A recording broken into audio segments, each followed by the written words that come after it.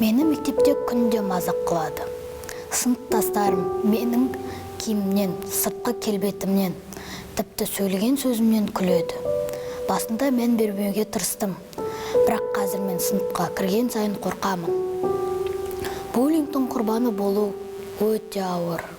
Сен ешкімге керек емессің деп сезінесің.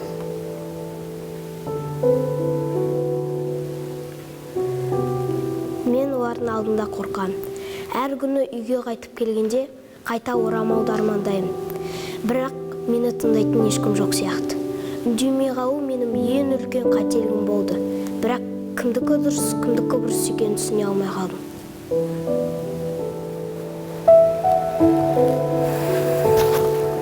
Мен емес өзгелерді мазақтайды.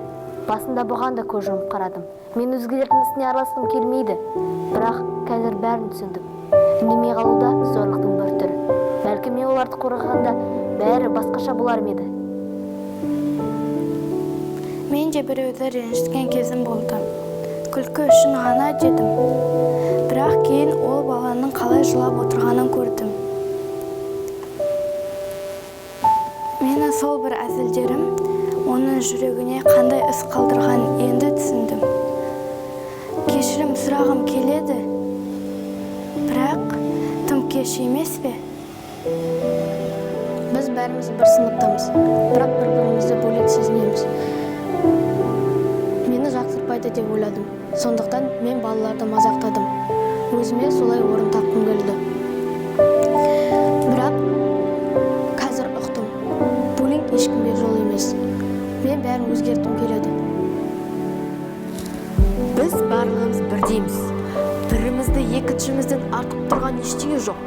Буллинг әлсіздіктің көрінісі, күштің емес. Мен барлығын қорғағым келеді. Бұдан ешкім қалмауы тиіс.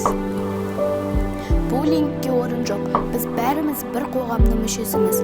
Біз бір-бірімізге қолдау көрсетіп, бір-бірімізді қолдауымыз керек. Буллингтің құрбаны болмау әркімнің құқығы, күш бірлікте. Егер біз бір-бірімізге жанашыр болсақ, көптеген өзгерістер әкелеміз.